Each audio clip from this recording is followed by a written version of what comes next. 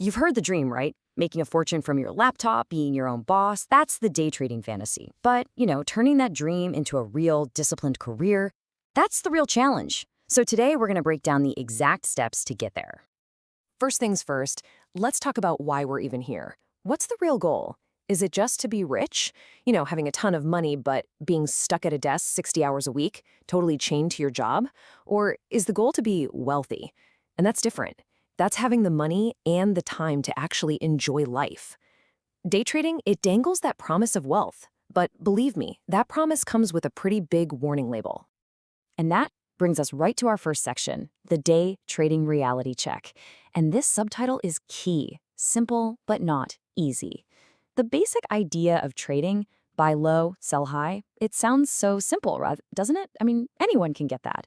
But please do not make the mistake of thinking simple means easy, because honestly, that's probably the most expensive mistake a new trader can make.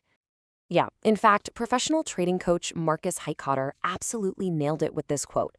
He said, "Day trading can be simple, but don't make the mistake of thinking that it's easy. This is the fundamental truth you've got to burn into your brain." Real success in trading isn't about some magic indicator or a secret piece of software. It is all about building the mindset of a pro. So, what does that pro mindset even look like? Well, it really boils down to four key things. First, you've got to take complete ownership of everything, your wins, your losses, all of it.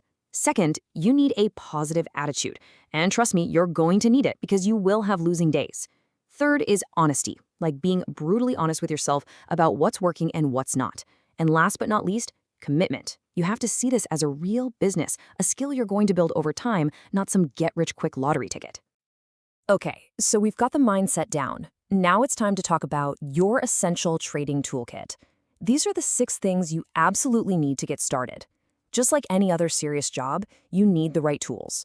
There are 6 non-negotiable things you have to have before you even think about making a trade. So let's run through this list. Number 1, a computer. Number 2, a solid internet connection. And I mean rock solid, no excuses here. 3, you need charting software so you can actually see what the market's doing. And 4, a broker who's going to execute your trades. Think of those as the basics, your foundation.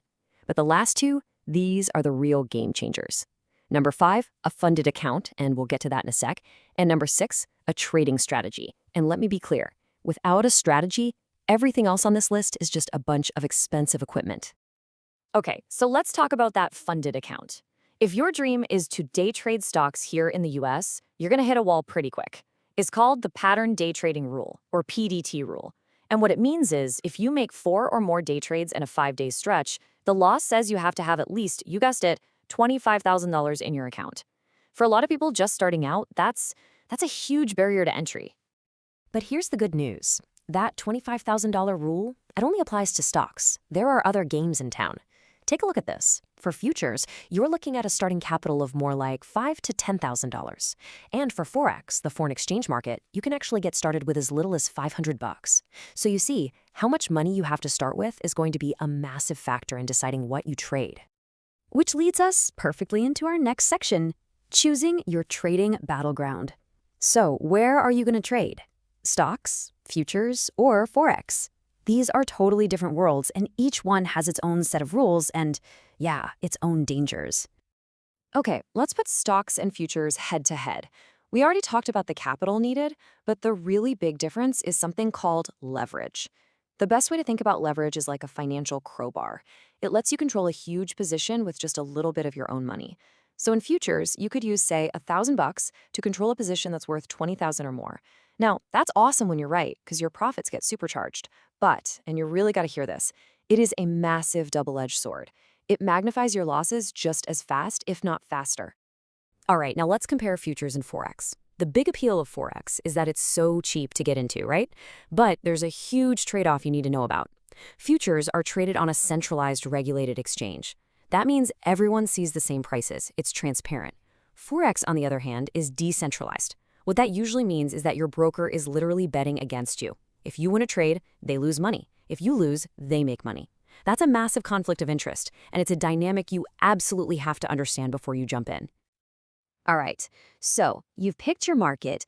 Now we're getting to what is, without a doubt, the most important part of this whole thing. It's time to craft your winning plan. This is where we stop gambling and start building a real business. This is your map. And here it is, the 7-step blueprint for building that plan. Every single good trading strategy has these parts. You've got to pick your market, pick your time frame, and pick your trading style. That's 1, 2, and 3. Then, and this is crucial, you need to define your entry points, exactly when you get in, and your exit points, exactly when you get out, whether you're taking a profit or cutting a loss. Those are steps 4 and 5. And finally, you have to evaluate and then improve your strategy. This isn't something you write once and forget about. It's a living, breathing document. I want to zoom in on number 5 for a second, defining your exits. Because this is what separates amateurs from pros. Your absolute best friend in trading is the stop loss. What is it? It's simply a preset order that kicks you out of a trade automatically when it hits a certain price. You decide that price before you're in the trade, before your emotions are running high. It's your shield. It protects you from yourself and from blowing up your account. Using a stop loss is not optional. It's non-negotiable. So when you boil it all down, it comes to this one simple mantra: planning your trades and trading your plan. That's how successful traders make money.